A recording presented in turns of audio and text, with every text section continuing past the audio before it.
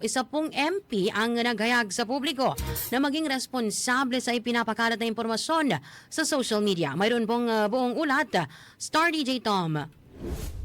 Mariing ipinanawagan sa publiko ang pagiging responsable sa paggamit ng makabagong teknolohiya, partikular na ang social media. Ito ang binigyang diin ni Bangsamoro Parliament Member at United Bangsamoro Justice Party o UBJP nominee na si Attorney Shah Elijah Dumama Alba. Ginawa ng mababatas ang panawagan kasunod na kumakalat na issue hinggil sa umano'y pagtatanggal at pag-aalis ng ilang miyembro ng UBJP Technical Working Group na binuo noong taong 2023.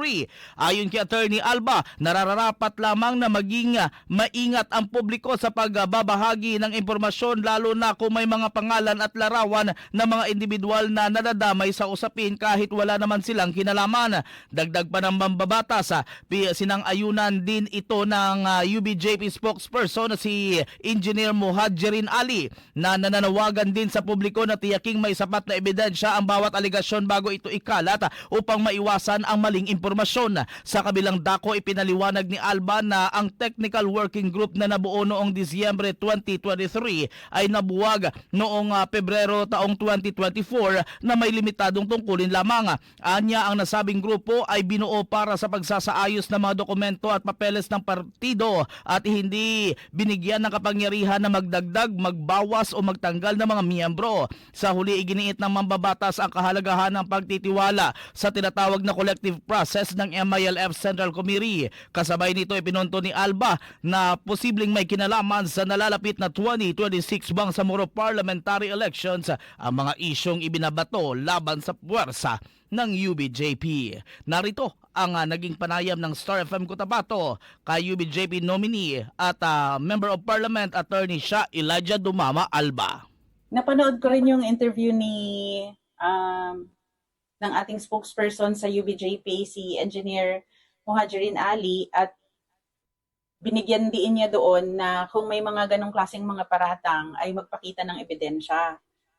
Yun din, no? I will echo that, na to be responsible netizens ay siguradihin naman natin na kung ano yung sinasabi natin sa social media ay totoo. Ikaw ay totoong account mo yung ginagamit mo, tapos merong mga ganitong klaseng kwentong pinapalabas at wala ka namang mapakitang ebidensya, sana naman maging responsable tayo. Kasi lalo na kapag may mga nababanggit na mga pangalan.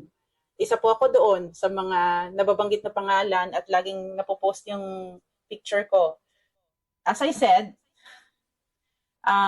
wala pong karapatan o wala pong task or function na nilagay doon na magtatanggal or magpapalit ng mga tao or mag-isolate ng mga tao. Kaya naman, noong February 2024, na-abolish na, dissolved na yung TWG na yon. Wala na po tayong pinag-uusapang TWG after February 2024. And it's funny, kasi ngayon lang lumalabas ang mga usapin na ito dahil nga papalapit na tayo sa election at meron mga political elements, no? Nakakalungkot isipin or parang insulto sa kakayahan ng MILF Central Committee, lalong-lalo ng ating Amirul Mujahideen, na i-imply natin na kaya silang impluwensyahan ng mga katulad namin.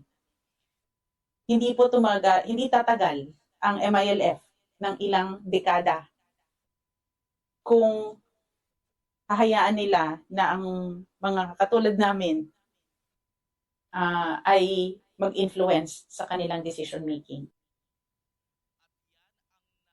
Bahagi ng panayam ng Star FM Cotabato kay Member of Parliament at UBJP nominee Attorney Shah Elijah Dumama Alba. At iyan ang aking report. Ako si Star DJ Tom and this is Bombo Radio Philippines, the #1 and most trusted source of news and information. Basta Radio! Bombo!